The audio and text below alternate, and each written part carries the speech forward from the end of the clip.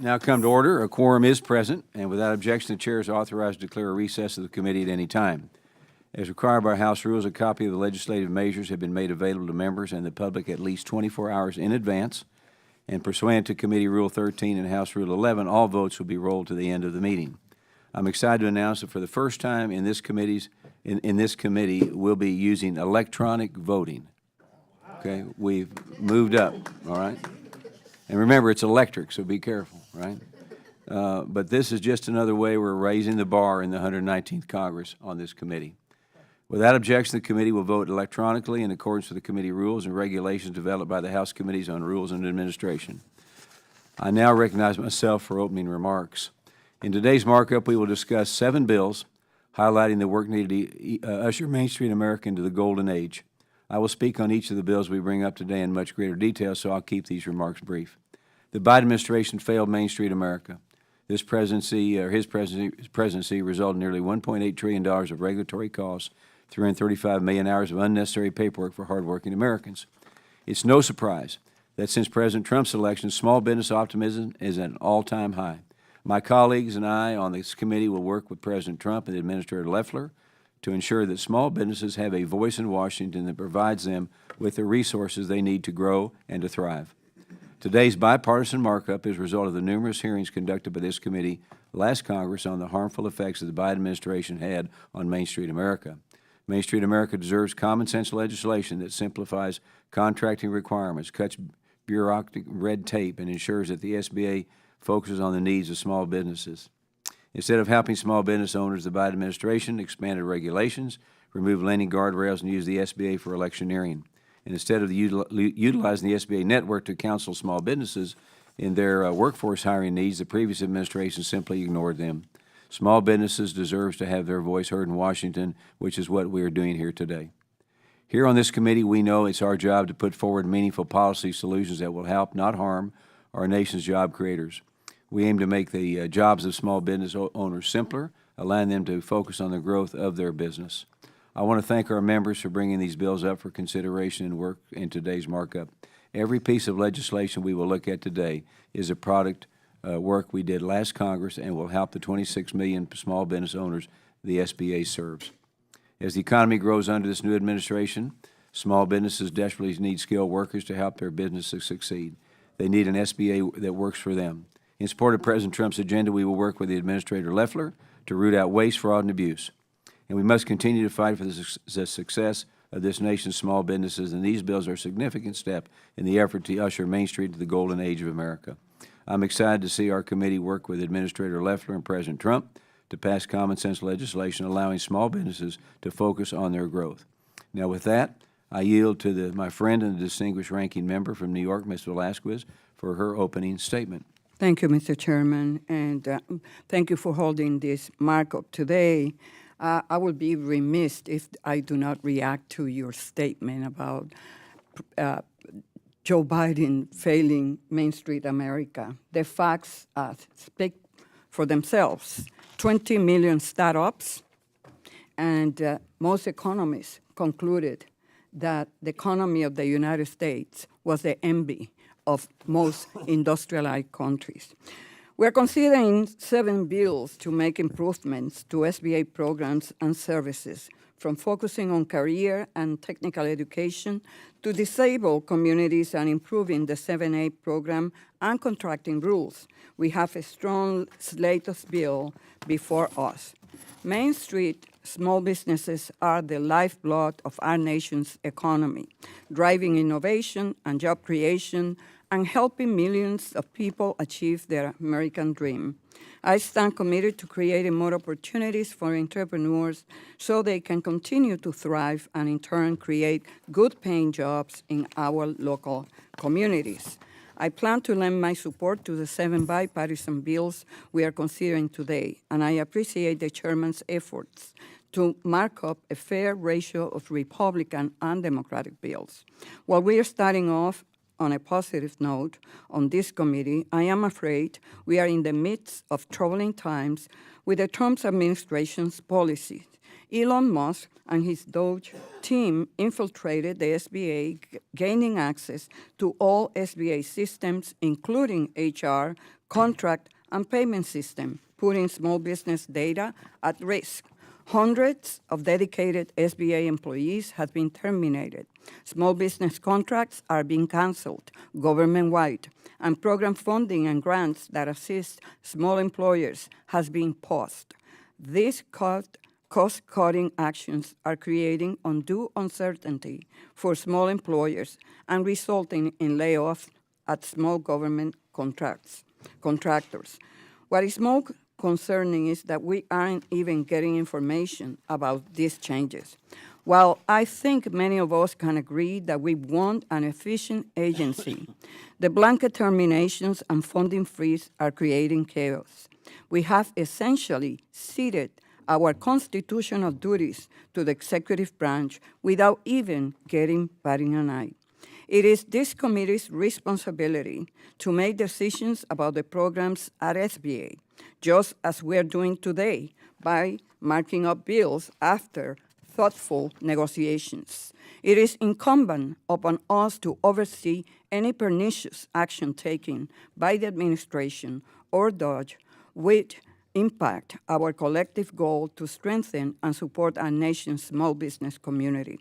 This is especially true as new tariffs hit our employers and consumers in a variety of industries. I hope we can work together to conduct oversight of SBA and any government-wide actions jeopardizing the success of our Main Street businesses. They deserve no less. Thank you again, Mr. Chairman. I look forward to a productive markup. I yield back. Lady yields back. Does any other member seek recognition for the purpose of making an opening statement? Okay, seeing none, we will now move into consideration of this bill. The committee now moves into consideration of H.R. 1642, the Connecting Small Business with Career and Technical Education Graduates Act of 2025, introduced by myself and Representative Olszewski.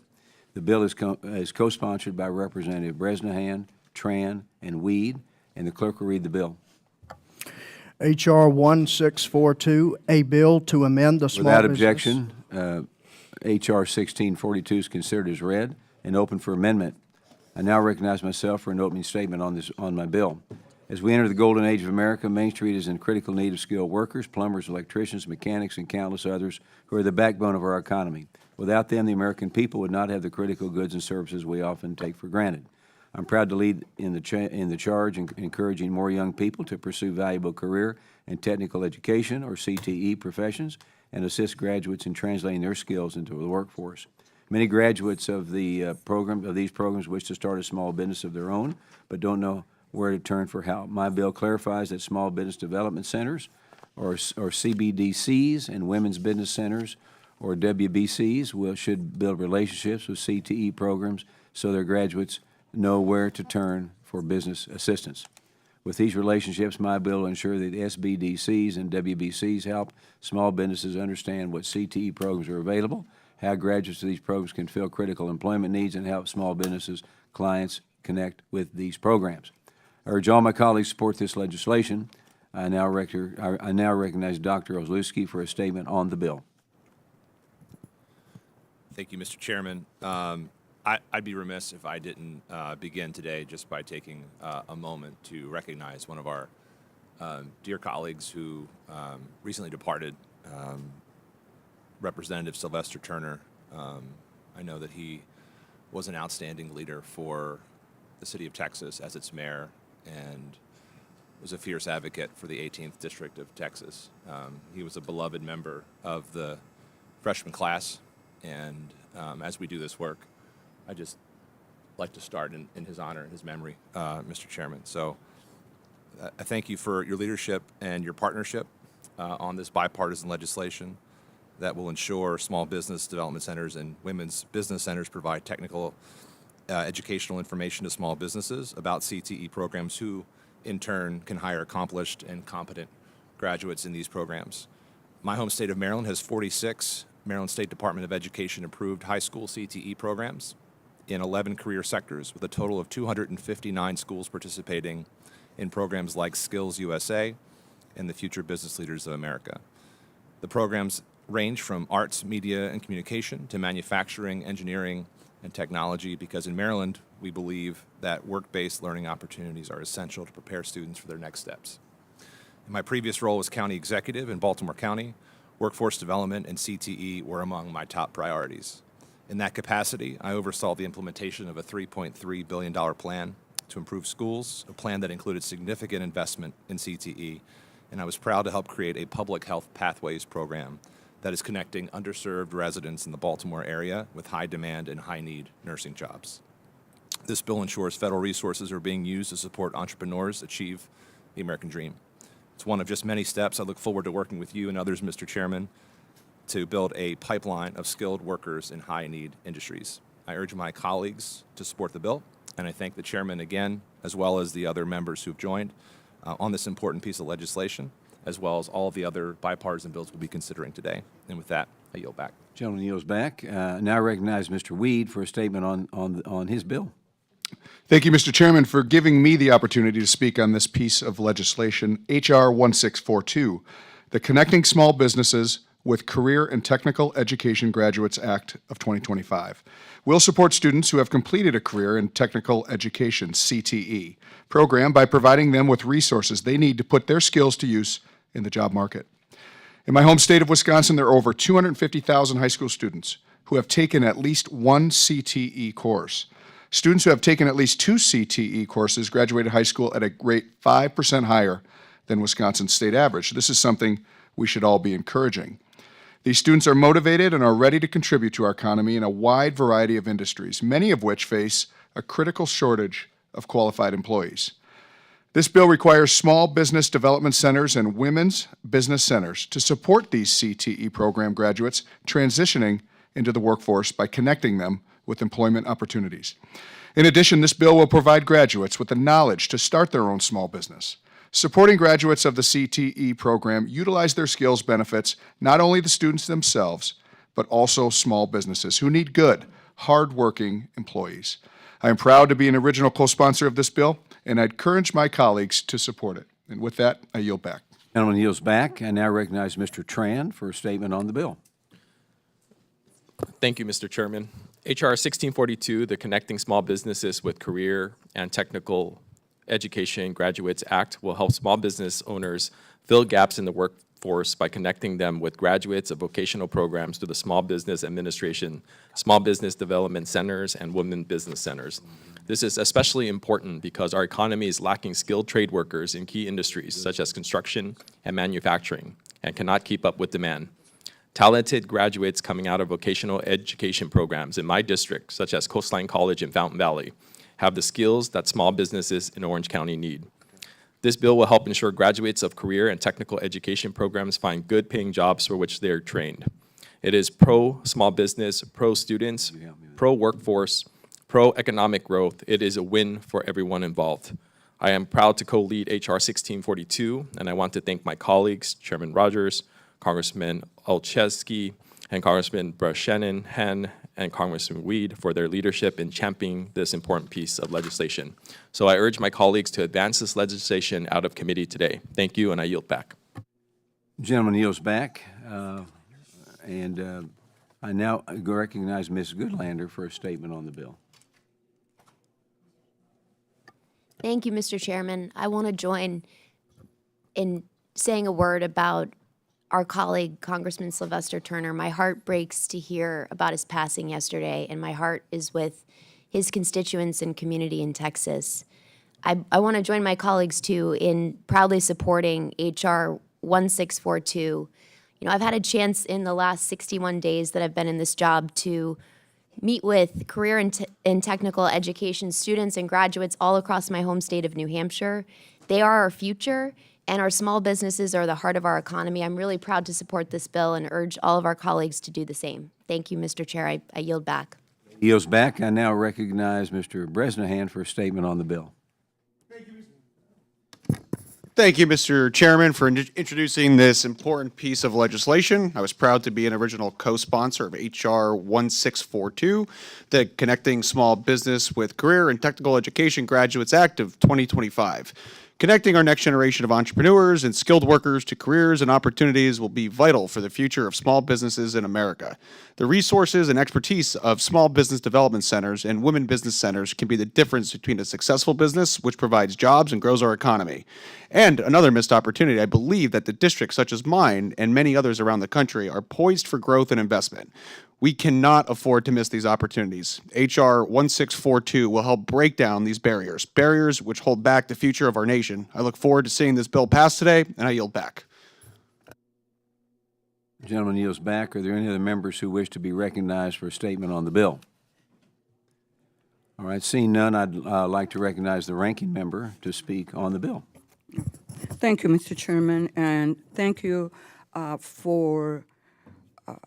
I commend you for your commitment to helping small businesses hire graduates of career and technical education programs, and also giving graduates the tools to launch their own small businesses.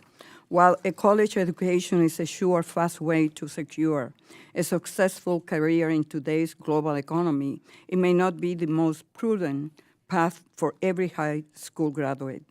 Career and technical education programs offer viable alternatives. This program trains students with a wide variety of skills, oftentimes tailoring the curriculum to the workforce needs for the local economy.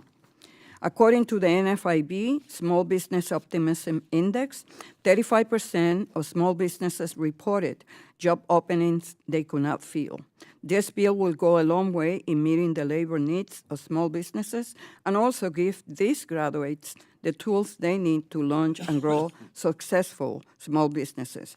So I want to thank you, Mr. Chairman, Mr. Orselski, and Mr. Tran, Mr. Weed, and every other co-sponsor of the bill. I urge members to support this bipartisan piece of legislation and yield back. Gentlelady yields back. Does anyone wish to offer an amendment?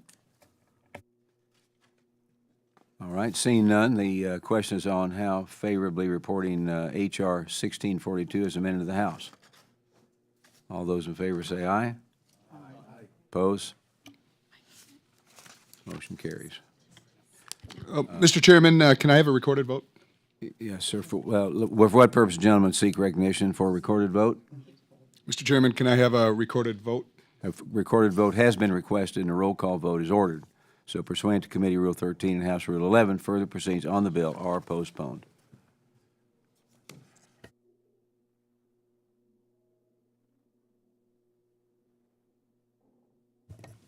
Okay, the committee now moves to consideration of H.R. 789, the Transparency and Predictability in Small Business Opportunities Act, introduced by Representative Latimer and Alford. The clerk will report the bill. H.R. 789, a bill to require the Without administrator. objection, H.R. 789 is considered as read and open for amendment. I now recognize the bill's sponsor, Mr. Latimer, for a statement on the bill. Thank you, Mr. Chairman. I appreciate the committee considering this bill.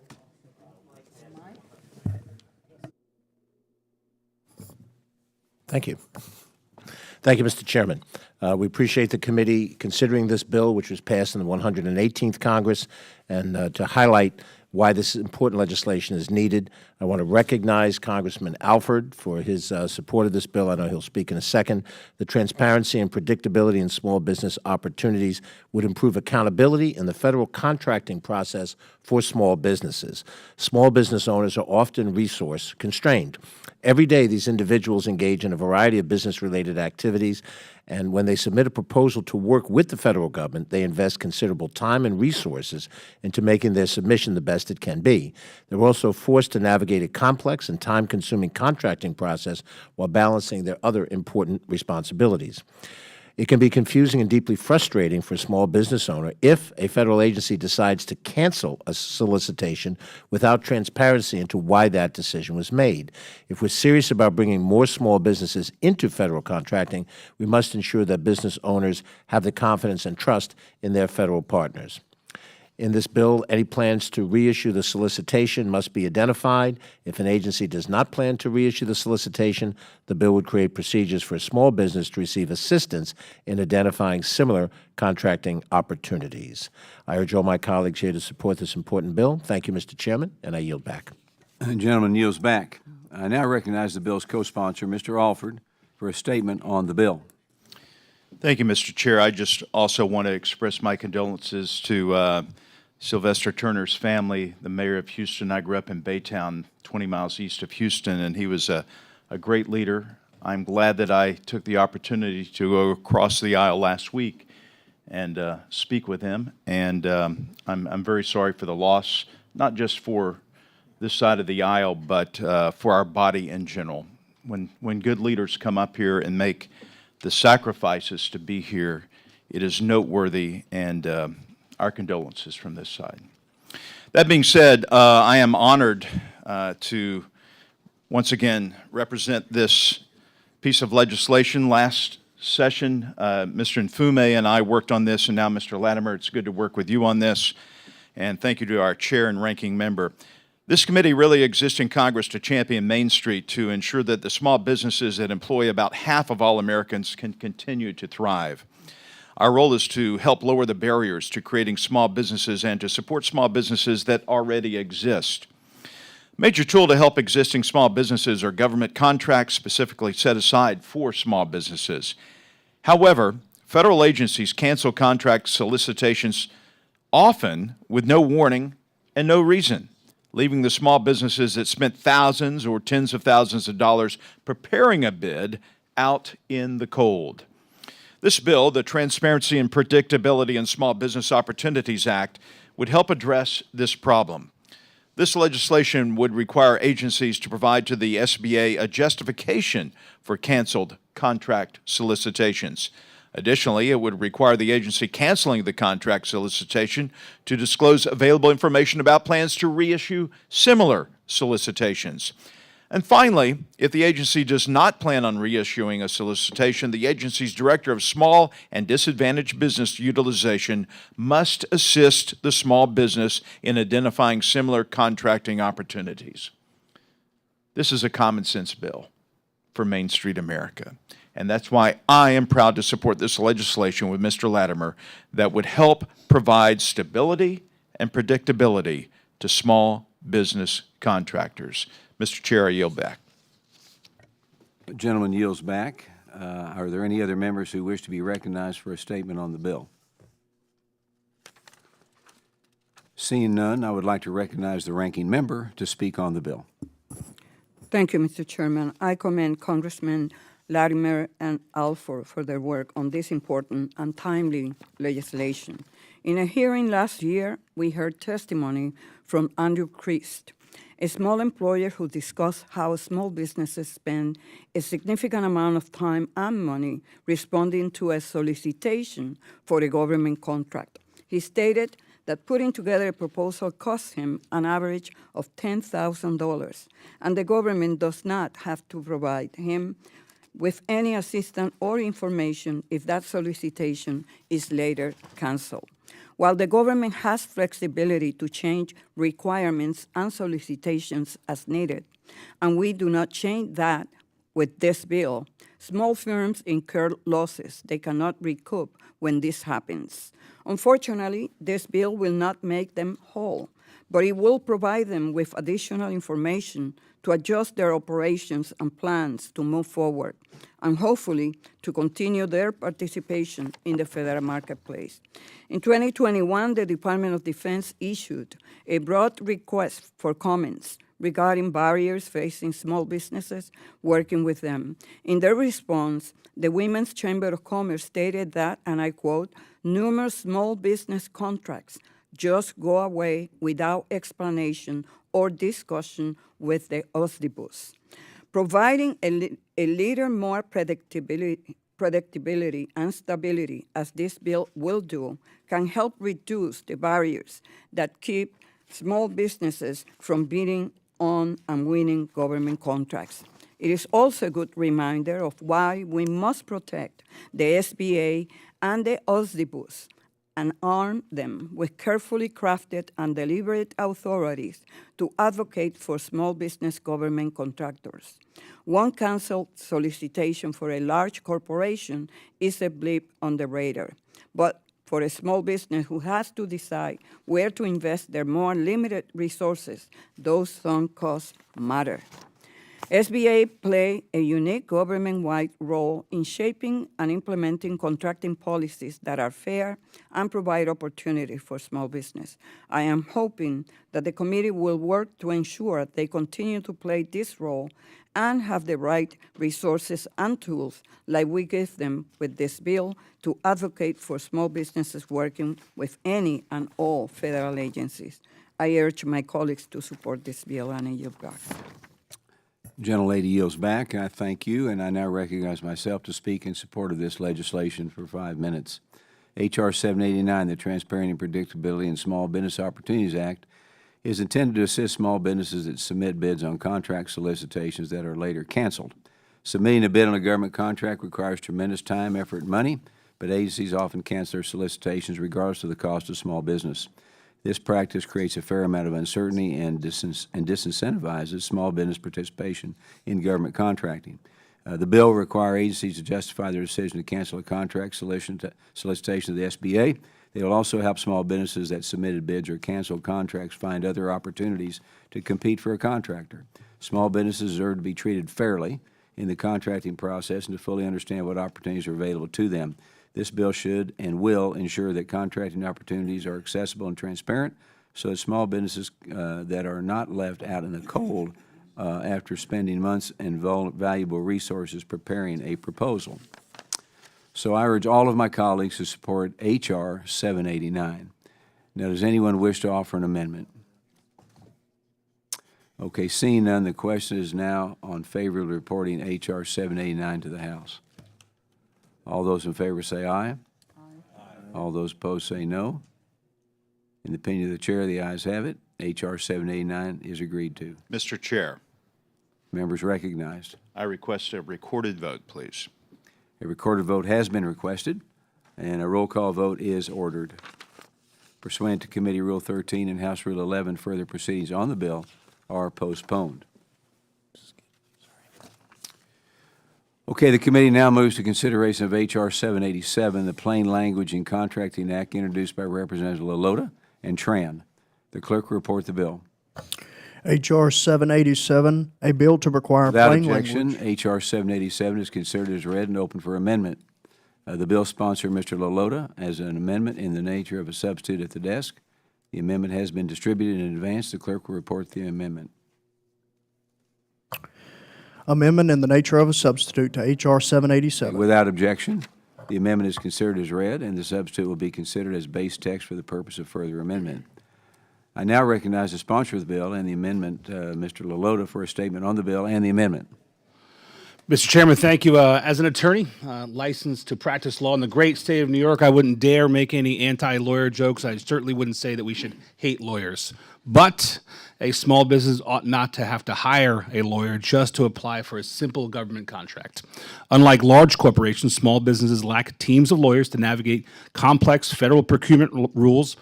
Government contracts should be accessible, not a bureaucratic maze favoring big firms. That's why I'm proud to reintroduce the Plain Language in Contracting Act, ensuring federal agencies use clear, straightforward language in solicitations. This will remove barriers, increase transparency, and give small businesses a fair shot. A Naval Postgraduate School study of 1 million DoD solicitations found that less than 3% were in plain English, and most were rated difficult or very difficult to read. With 33 million small businesses in America, only 74,000, just 0.22%, successfully secure federal prime contracts. Programs exist to help small businesses, but obscure and overly technical language often shuts them out. If government contracts remain too convoluted for even many attorneys to understand, how can we expect small businesses and their owners to navigate them? I want to thank Chairman Williams and my colleagues, Representatives Tanadar and Tran, for joining me in this bipartisan effort. I urge all of my colleagues to support this common sense measure, and Mr. Chairman, I yield. Gentleman yields back, and I now recognize Mr. Tran for a statement on the bill and the amendment. Thank you, Mr. Chairman, for this opportunity to discuss an essential piece of legislation today, H.R. 787, the Plain Language in Contract Act. This bipartisan bill will help us make great progress in getting new, first-time small businesses to apply for federal contracting opportunities and ensure that they are written in plain language. Far too often, bureaucratic barriers and complex government jargon prevent small business owners, especially veterans and immigrant entrepreneurs, from accessing and securing federal contracting opportunities. The number of small business contracting with government has been shrinking for years, a roughly 40% decrease over the past decade. And I consistently hear from small business owners in Orange County that one of the main causes of this problem is that the barriers to entry are simply too high. H.R. 787 will address this barrier facing small business owners and mandate federal agencies to use clear and accessible language in their contracting opportunities. I am proud to be the Democratic co-lead of this bill, and I want to thank Congressman Lalota from Long Island for working with me to improve SBA and simplify the federal contracting process. Let's continue to empower local businesses and ensure that every entrepreneur has the opportunity to succeed. I urge my colleagues to support this important bipartisan bill. Thank you, and I yield back. Gentleman yields back. Are there any other members who wish to be recognized for a statement on the bill and the amendment? Seeing none, I'd like to recognize the ranking member to speak on the bill and the amendment. Thank you, Chairman Williams, and I really appreciate working with you and for you working with us on the amendment to ensure SBA and DOD are in sync on this effort, and that we have one standard for the small business government contractors who support multiple general federal agencies. I appreciate Representative Trump for co-sponsoring Lalota's bill. The committee hears regularly about the complexity of the government's procurement processes and how the requirements on contractors, especially those seeking a federal contract for the first time, can appear overwhelming. This complexity can be further compounded by the language used in contracting documents, which may be unfamiliar to a small business with no previous government work. This bill seeks to provide clarity. It requires certain contracting documents, including requests for proposals and solicitations, to be written in a way that is clear and concise and can be easily understood by a small business.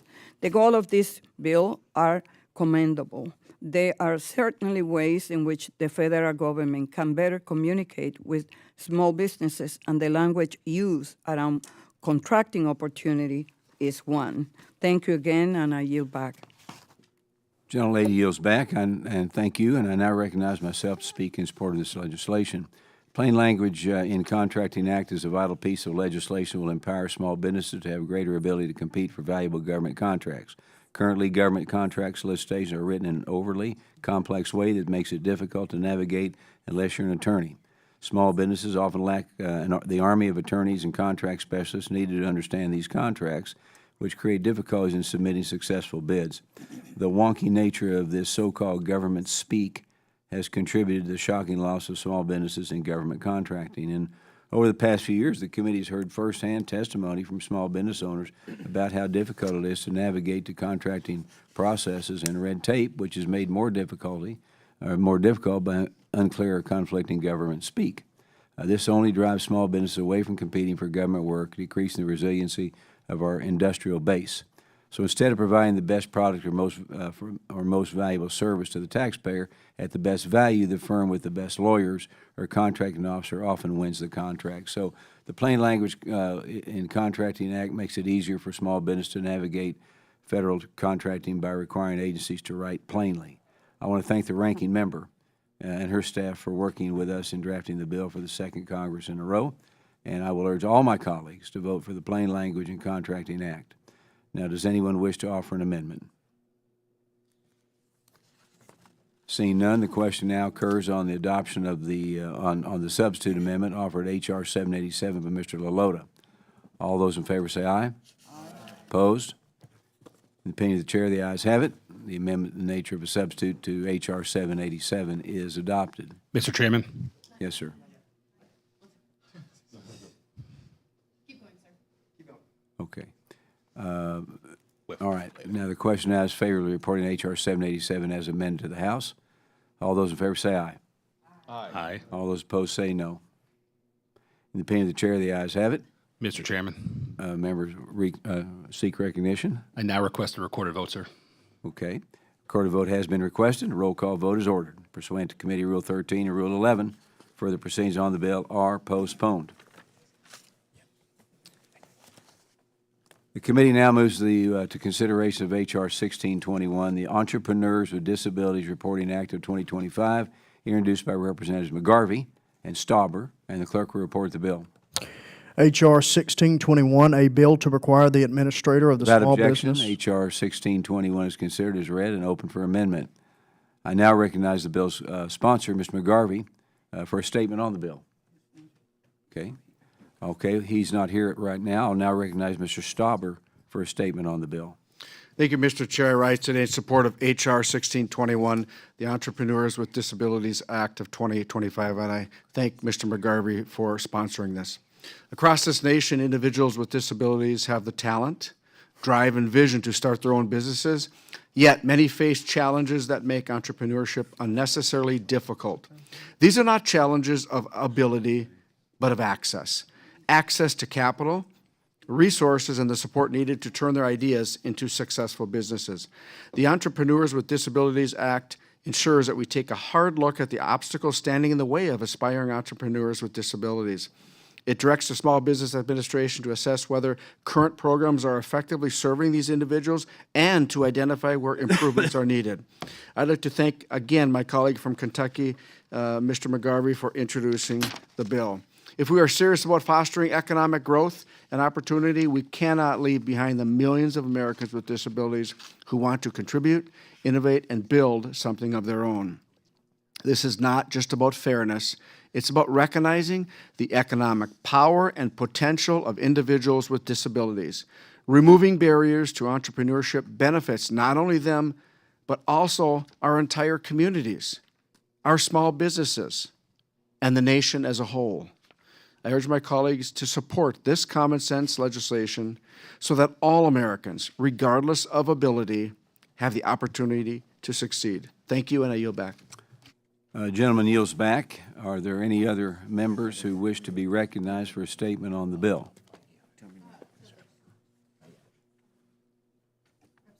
Yes. I'd love to be recognized. So moved. Thank you. Well, thank you, Mr. Chair, and thank you, Ranking Member Velasquez. And I want to thank my colleague, Representative Stauber. This is an amazingly important bill, particularly at this time. Thank you for partnering with me and this side of the aisle. I'm proud to support the Think Differently About Disability Employment Act, which takes an important and critical step at this point in time.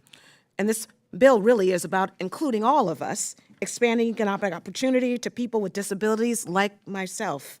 Small business ownership has long been a key pathway to success in America. We know this. We also know that people with disabilities take up entrepreneurship at twice the rate of those without disabilities. Because folks know, particularly those in the disability community, trying to enter the entrepreneurial workforce is oftentimes our only way at making ends meet. Able-bodied businesses often, despite the ADA, don't make the necessary accommodations to support our sustainability in the workplace. This bill opens up doors for employment and entrepreneurship in the disability community by strengthening collaboration between small businesses, Small Business Administration, and the National Council on Disability. Right now, unemployment rates for people with intellectual, physical, developmental disabilities remain alarmingly high, at almost 80%, leaving far too many excluded from the workforce and living up to their potential. We know that by hiring individuals with disabilities, it's not just the right thing to do, it's also good for our economy.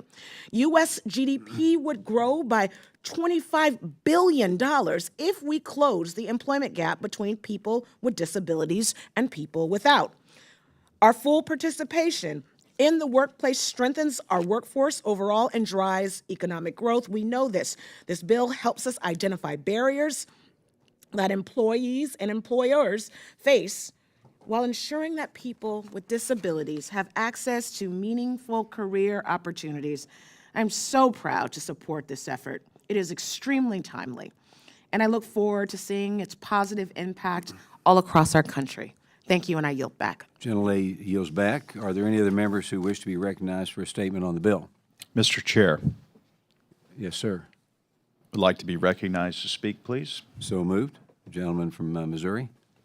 Thank you, Mr. Chair, and thank you, Congressman Stauber, for your leadership on this very important issue. Individuals with disabilities, or as I like to call it, different abilities, often face additional barriers to traditional employment.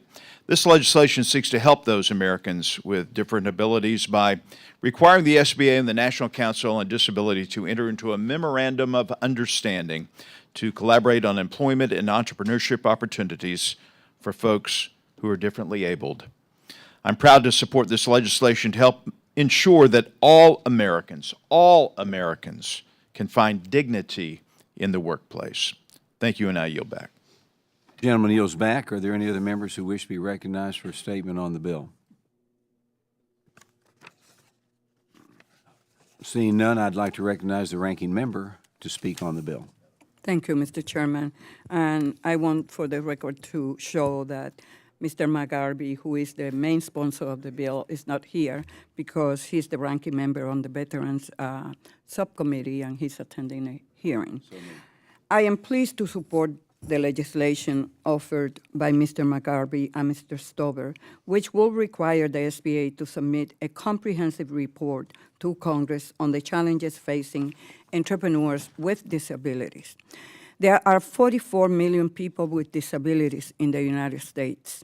While progress has been made to increase employment rates, disabled individuals lag behind people without disabilities. Only 23% participate in the labor force.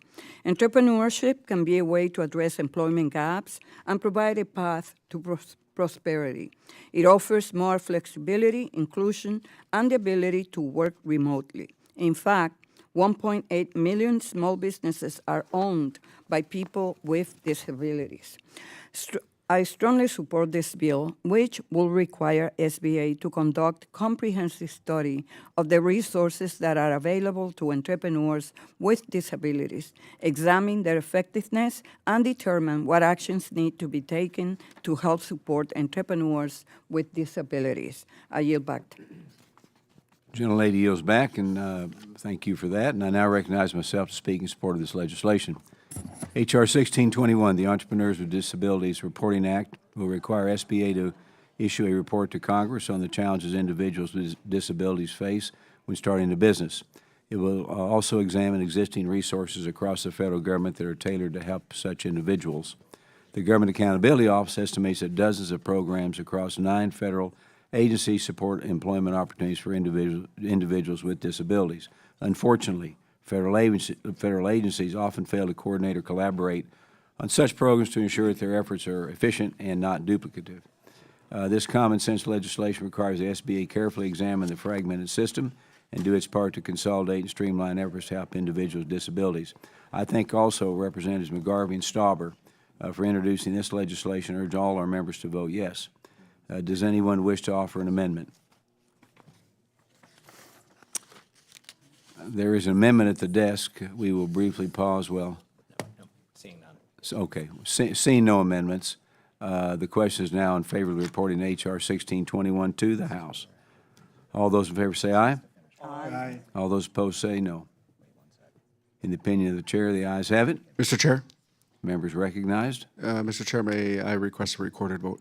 A recorded vote has been requested, and all roll call vote is ordered pursuant to Committee Rule 13 and House Rule 11. Further proceedings on the bill are postponed. The committee now moves to consideration of H.R. 1634, the Think Differently About Disability Employment Act, introduced by Representatives Stauber and Simon. The bill is also co-sponsored by Representatives Alford and Pappas, and the clerk will report the bill. H.R. 1634, a bill to provide Without for objection, H.R. 1634 is considered and read and open for amendment. I now recognize the bill sponsor, Mr. Stauber, for a statement on the bill. Thank you, Mr. Chair. I rise today to speak in favor of my bill H.R. 1634, Think Differently About Disability Employment Act. As a father to a young man with Down syndrome, I have seen firsthand the potential, talent, and determination individuals with disabilities bring to all of our communities. Yet far too often they face unnecessary barriers to employment and entrepreneurship. These roadblocks do not just limit their opportunities, They deprive our economy of their incredible contributions. The Think Differently About Disabilities Employment Act takes a critical step toward breaking down these barriers. This bill directs the Small Business Administration and the National Council on Disability to work together in providing resource and assistance for individuals with disabilities who want to start their own businesses or find meaningful employment. It also ensures that small businesses have the guidance they need to hire and support employees with disabilities. I want to thank Representatives Simon, Alford, and Pappas for their support of this important legislation. This bill is not just about helping those with disabilities find jobs. It is about recognizing their strengths, expanding economic opportunities, and fostering a more inclusive workforce. Individuals with disabilities should never be overlooked. They should be empowered. I urge my colleagues to support this legislation so that every American, regardless of ability, has the opportunity to contribute, succeed, and thrive in our economy. Mr. Chair, I yield back. Gentleman yields back. I now recognize Ms. Simon for a statement on the bill. Thank you, Mr. Chair. Representative Stauber, I want to thank you for your leadership, and it's been a joy to watch you and your leadership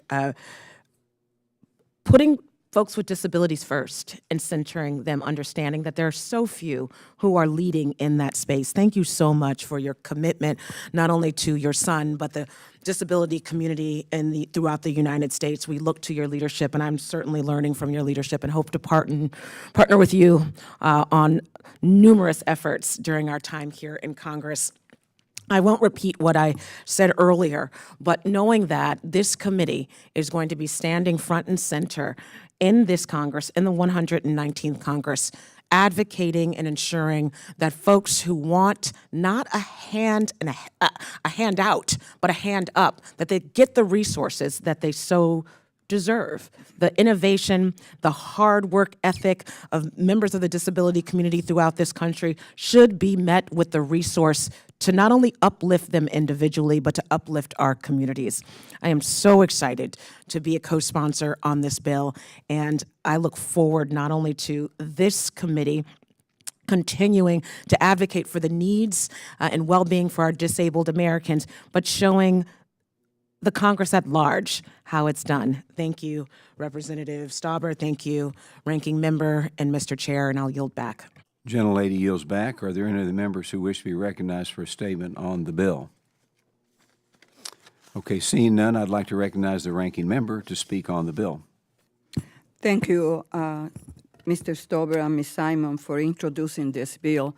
And I just would like to remind you that when we conducted a hearing on this topic, I believe that that was one of the most moving experience that we all had with the witnesses that participated in the hearing that we conducted to discuss the disabilities, individuals with disabilities in this country, and to have the opportunity to listen to their stories was something that is lacking in the hearings that are conducted here, because we need to put a face in order to understand the important role that we and this committee could play in improving people's life.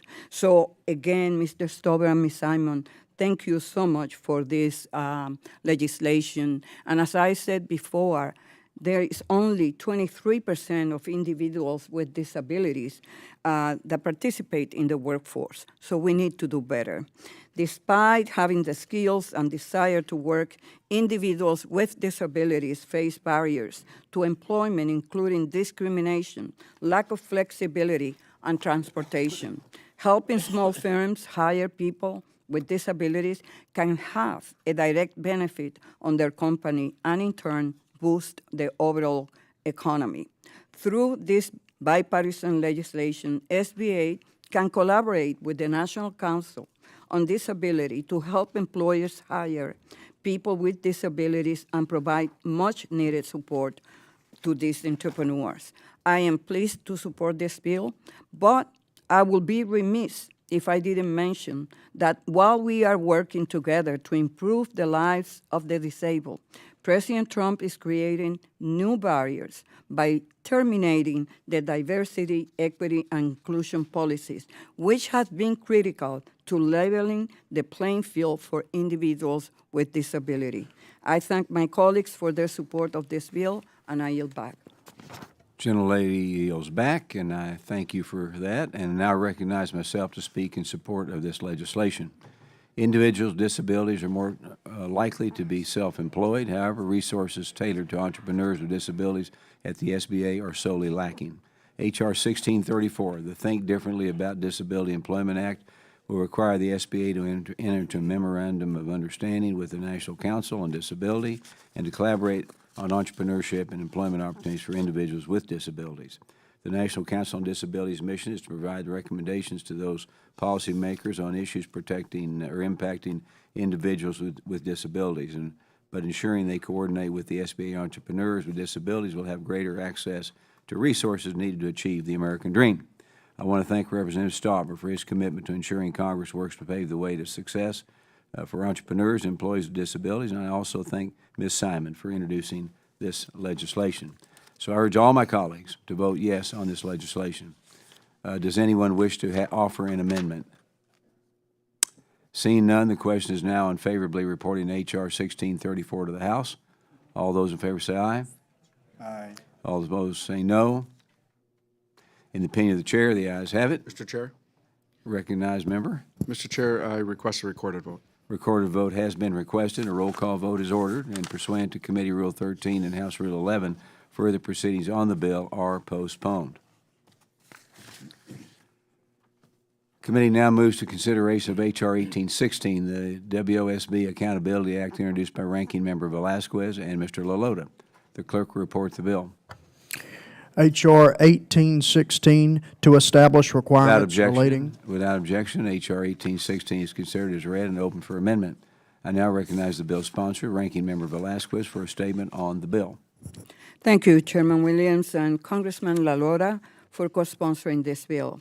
Our committee has a bipartisan history of working together to strengthen and protect the SBA's contracting programs. This legislation continues that tradition.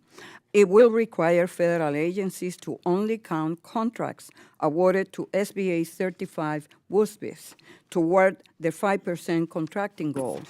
We want to ensure that women-owned firms are who they say they are because that is who the program is designed for. We also want federal agencies to have confidence working with WOSBs, knowing that SBA checked and verified them. The government-wide WOSB goal is not regularly met, but there are two other goals that are just important for women-owned firms. First, each federal agency attempts to meet their own 5% goal.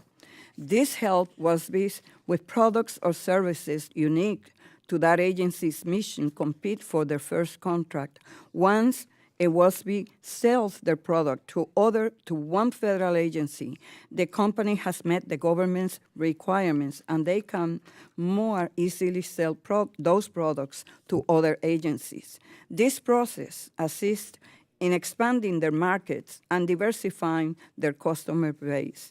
Second, large prime contractors have to meet subcontracting goals. For many small businesses, subcontracting is how they get a foot in the door to the federal marketplace. Even then, the numbers show that women-owned small businesses are not seeing the contracting opportunities that should accompany their level of participation in the federal marketplace. Of the nearly $31 billion awarded to women-owned small businesses in fiscal year 2023, less than $2 billion was awarded in a way that only SBA-certified WOSBs could compete. This represents only 0.3% of all eligible contract dollars and shows the WOSBs are competing for and winning work against other small businesses and larger companies. The goals are not anti-competition. Rather, they foster and enhance it. Mr. Chairman, I appreciate your willingness to work with us to provide sufficient time and to ensure WOSBs will not be penalized if SBA face delays. Thank you, and I yield back. Gentlelady yields back. I now recognize Mr. Lalota for a statement on the bill. Mr. Chairman, this bipartisan bill addresses two questions. One, should federal contracts meant for women-owned small businesses actually go to women-owned small businesses? Or two, should contracts meant for women go to fraudsters, men exploiting the system for financial gain?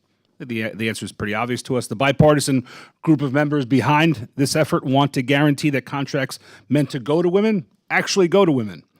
Right now, both certified and self-certified businesses count towards the government's WOSB contracting goals, creating a misleading representation of how many contracts actually go to legitimate women-owned firms. Unfortunately, this issue is not new.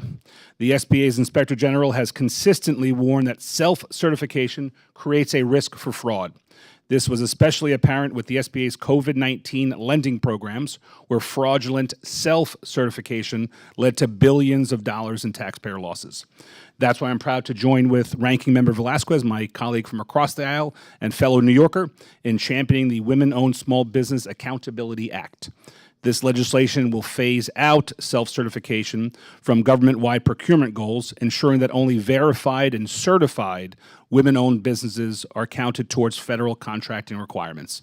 In doing so, we will prevent abuse and fraud in federal small business contracting goals, ensure contracts go to legitimate women-owned small businesses, and encourage more federal agencies to award contracts to fully certified women-owned businesses. If we truly want to empower women in business, we need to make sure the system works for them, not against them. It is time to stop allowing fraudsters to steal opportunities meant for legitimate women entrepreneurs. I want to thank Chairman Williams and Ranking Member Velasquez for their bipartisan leadership on this very important issue that will ensure women-owned small business owners get the opportunities they deserve and the ones they've earned. I urge all of my colleagues to support this legislation and vote yes on the WOSB Accountability Act. Thank you, Chairman, and I yield. The gentleman yields back. Are there any other members who wish to be recognized for a statement on this bill? Okay, I now recognize myself to speak in support of this legislation for 5 minutes. H.R. 1816, the WOSB Accountability Act, would remove self-certified firms from inclusion in the government-wide women-owned small business procurement goals. This effectively eliminates the incentive to self-certify in order to utilize small business, and they set aside contract competitions. And after years of hard work improving self-certification and other contracting goals, only 2 statutory defined goals remain open to fraud: the women-owned small business and the small disadvantaged business procurement goals. There are ongoing conversations about how Congress can better align small business contracting to rely on merit-based opportunities while ensuring a resilient American industrial base. While those discussions continue to play out, we can still address avenues for fraudsters who take advantage of the system that is currently in place, and that is what we're doing here today, cutting fraud in the current contracting operations defined in statute. Fraudsters shouldn't be taking advantage of existing programs while the government looks to ensure the future of small business procurement is based on merit. It's been known for years that self-certification in any program presents a clear pathway for fraud and abuse, and self-certification in SBA's pandemic loans open the door even more for fraudsters. However, because self-certification has been allowed for years in government contracting, the floodgates are even installed for WOSB and SDB procurement. And this allowed the Biden administration to redistribute contracting priorities to SDP firms who simply self-certify themselves by checking a box online prioritizing DEI agenda to the detriment of small businesses like those who are owned by service disabled veterans. So I'm proud of this committee's work to remove self-certification in other programs. Now it's time to do the same with WOSB and program to help ensure integrity across SBA programs while we look to ensure no small business is limited in their ability to compete. I urge all my colleagues to join me in supporting H.R. 1816 to address current fraud concerns, and with the hope that we can find common ground to make meaningful merit-based improvements to federal procurement. Does anyone wish to offer an amendment? Seeing none, the question is now in favor of reporting H.R. 1816 to the House. All those in favor say aye. Aye. All those opposed say no.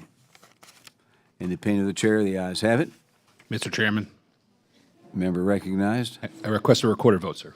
A recorded vote has been requested, and a roll call vote is ordered pursuant to Committee Rule 13 or House Rule 11. Further proceedings on the bill are postponed. Okay, the committee now moves to consideration of H.R. 1804, the 7A Loan Agent Oversight Act, introduced by Representatives Musser and McIver. The clerk will report the bill. H.R. 1804, a bill to amend the Small Business Without objections, Act. H.R. 1804 is considered and read and open for amendment.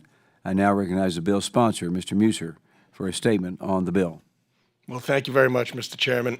As this committee has discussed extensively in recent months, it is imperative that the SBA has the oversight capabilities in place to responsibly manage its loan programs. The SBA Inspector General has reported that nearly 15% of all 7A loans involved a loan agent. Unfortunately, the OIG has also reported within the last decade that there has been more than $335 million in documented loan agent fraud. My bill, H.R. 1804, 7A Loan Agent Oversight Act, will require the SBA's Office of Credit Risk Management to collect and report the number of fraudulent loans and the default rate on loans where a loan agent is involved in the transaction. The SBA's 7A loan program exists to assist American small businesses in obtaining affordable access to capital. Given this important mission, Congress and the SBA must conduct the appropriate level of oversight and ensure the program remains a successful public-private partnership. I look forward to working with Administrator Loeffler to continue the 7A program's record of success, and I'm pleased to see that her day one priorities include restoring the prudent underwriting standards that existed in the program before the Biden administration removed them. Last Congress, this legislation passed out of the committee unanimously, and I look forward to a similar result today. Mr. Chairman, thank you and for bringing this bill forward, and I urge my colleagues to support its passage. I yield back. Gentleman yields back. I now recognize Ms. McIver for a statement on the bill. Thank you. I just want to start in joining my colleagues with offering sincere condolences to the Rep. Turner's family and his friends and to the people of Texas. Definitely a huge loss for this body. Thank you, Chairman, and to my ranking member for having this markup today. I would like to speak in support of H.R. 1804, the 7A Loan Agent Oversight Act, which I co-lead with my colleague, Congressman Musser. The Section 7A loan program is the Small Business Administration's flagship loan program, providing a critical financial lifeline for small businesses that struggle to secure traditional loans, with the SBA guaranteeing 50 to 90% of loan amounts to encourage private sector lending. While we must applaud the work done by the 7A program to expand access to capital for small businesses, we must, at the same time, work to ensure we keep a keen eye on how this program is administered to protect small businesses. This issue is particularly important for the people of my district, the 10th district of the great state of New Jersey, where small businesses, especially those in underserved communities, rely on SBA loans to start and grow their enterprises. Without sufficient oversight, fraudulent or predatory loan agent practices can disproportionately harm minority-owned businesses, startups, and those already facing systematic barriers to access to capital. As we conclude the bills to be considered during this markup, let's make sure to continue our efforts to foster a more secure lending environment for America's small businesses, which serve as vital vehicles for economic prosperity and advancements for millions of hardworking Americans. With that, I yield back. Gentlelady yields back. Are there any other members who wish to be recognized for a statement on the bill? Seeing none, I would like to recognize the ranking member to speak on the bill. Thank you, Mr. Chairman. I want to start off by thanking the bill's co-sponsors, Mr. Musser and Ms. McIver, for working in a bipartisan way on this legislation. The 7A Loan Agent Oversight Act requires the Director of the Office of Credit Risk Management to submit annual reports to Congress, assessing and analyzing the performance of 7A loans generated through loan agent activity. The report will also include an analysis, without naming individuals, of the risk created by individual agents responsible for generating at least 1% of the 7(a) portfolio. Dating back to 1998, the SBA's Office of Inspector General has repeatedly identified the increased risk to the 7(a) portfolio created by loan agents as a top agency management challenge. Heeding the OIG's warning, the SBA has taken several steps over the years to identify and track loan agents. The SBA created and then enhanced its fee disclosure and compensation agreement, commonly known as Form 159, and required this form to be electronically submitted through the Capital Access Financial System. And I hope the form is updated before the bill moves to the floor. According to an October 2023 OIG report, the SBA has made great progress in resolving its oversight of loan agents and therefore determined that this management challenge had been appropriately resolved and closed out the recommendation. Yet, because loan agent involvement in the 7(a) program is so significant and has been a long-standing concern for this committee, it is important for Congress to continue to have the oversight tools to monitor loan agent involvement in the agency's flagship program. I urge all members to support the bill, and I yield back, Mr. Chairman. Gentlelady yields back. I now recognize myself to speak in support of this legislation. H.R. 1804, the 7(a) Loan Agent Oversight Act, is an important piece of legislation that brings much-needed transparency to fraud in the flagship 7(a) loan program, specifically when third-party loan agents are involved in the lending process. Loan agents play an essential role with SBA lending programs. They facilitate access to capital by connecting prospective borrowers with lenders offering SBA lending products. Despite risk and loss being reported at times as a result of loan agents, the ability for the SBA to track loan agent data accurately presents a challenge. This common-sense legislation requires the Small Business Administration's Office of Credit Risk Management to submit an annual report containing specific information about 7(a) loans, and including the number and dollar value of fraudulent loans associated with the loan agreements. And this is information the SBA already collects, and requiring annual reporting will bring about greater visibility. In supporting President Trump's agenda to root out fraud and abuse, the bill is about providing accountability and protections for the American taxpayer in Main Street America, which can be done immediately. And I want to personally thank my colleague from Pennsylvania, Mr. Muser, for introducing this bill. It's a great bill, and I urge my colleagues to support H.R. 1804. Does anyone wish to have offer an amendment? All right, seeing none, the question is now in favor of reporting H.R. 1804 as amended to the House. All those in favor say aye.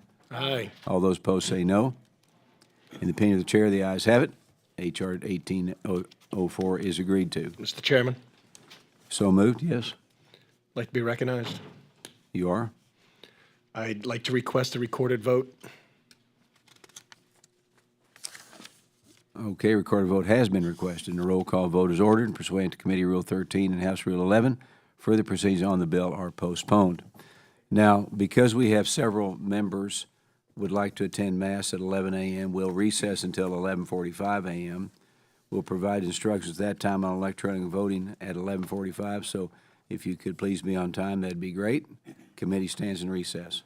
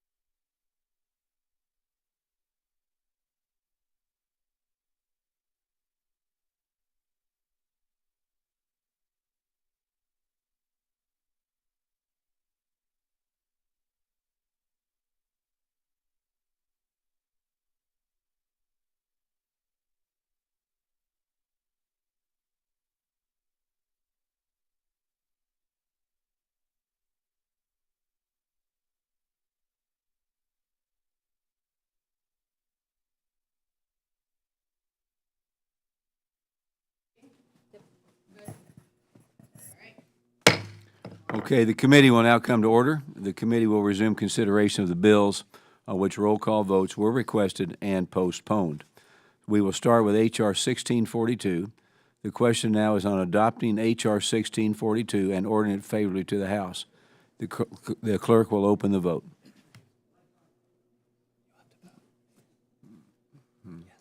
Right there. Sir, this is yes, no, or present. Okay, So you gotcha. just say yes. You voted. Hillary. So am I there? I'm there, right? Yes, yeah. So you turn green. Yeah. That means you voted. Okay.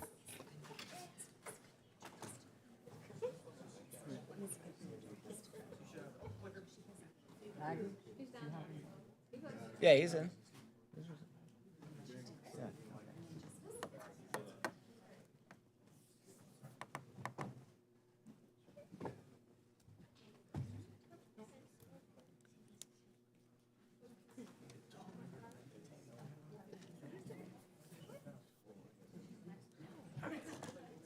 Wait for Miss MacGyver to vote. LZ's not. LZ's not. Right? Right? Okay. So Lauren, we'll close after Miss MacGyver? Yeah. Yeah. Okay. Now you can go to here. Yeah. Okay, are there any other members who have not voted or wish to change their vote? Okay, if not, the clerk will close the vote and the clerk will report.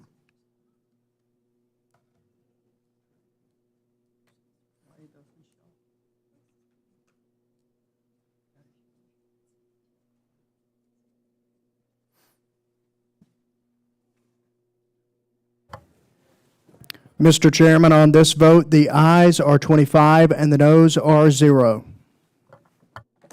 Okay, the motion is agreed to and H.R. 1642 is adopted and will be reported favorably to the House. All right, the question now is on adopting H.R. 789 and ordering it favorably to the House. The clerk will open the vote.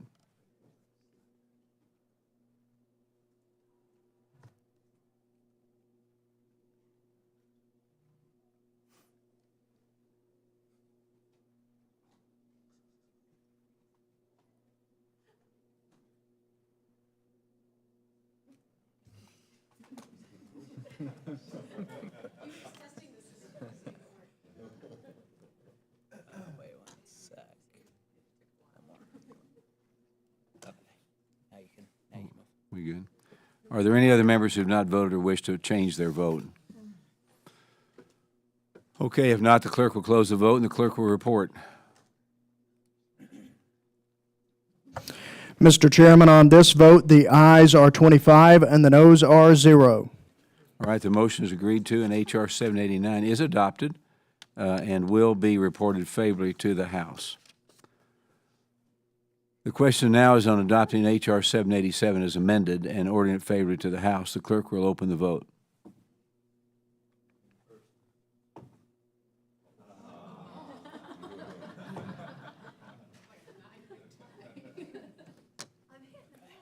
Good.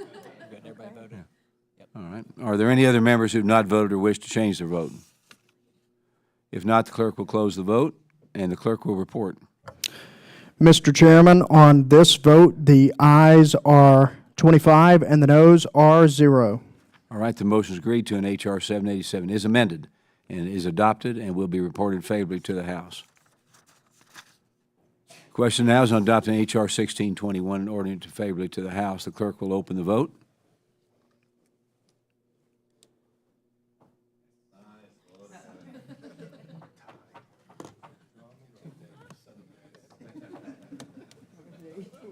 One sec. Waiting for 2 more.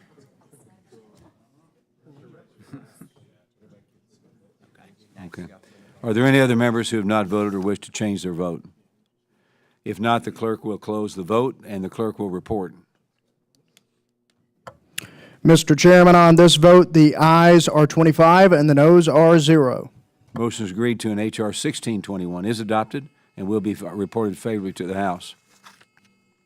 The question now is on adopting H.R. 1634 and ordering it favorably to the House. The clerk will open the vote.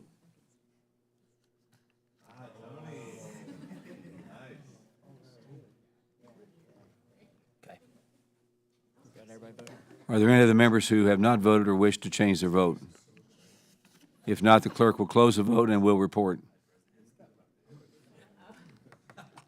Mr. Chairman, on this vote, the ayes are 25 and the noes are 0. The motion is agreed to, and H.R. 1634 is adopted and will be reported favorably to the House. The question now is on adopting H.R. 1816 in order to favorably to the House. The clerk will open the vote.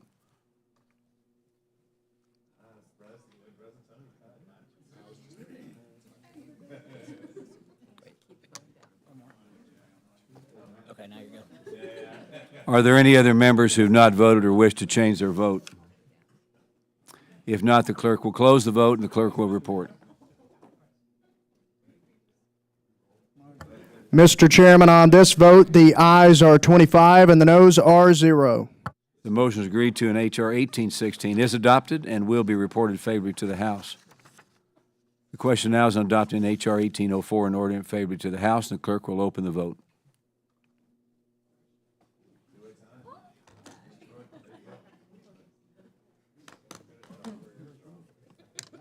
One more, hold on. Okay, now you're good.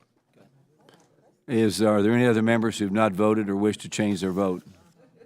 If not, the clerk will close the vote and the clerk will report. Mr. Chairman, on this vote, the ayes are 25 and the noes are 0. H.R. 1804 is adopted. The motion is agreed to and will be reported favorably to the House. Now, without objection, the committee staff is authorized to make technical and conforming changes, and members have 2 business days to file additional supplemental dissenting and minority views. I want to thank all of you for being here today. This was certainly a bipartisan effort, and it shows that it can be done. And if there's no further business, this concludes today's markup. Without objection, the committee stands adjourned. Good job, sir.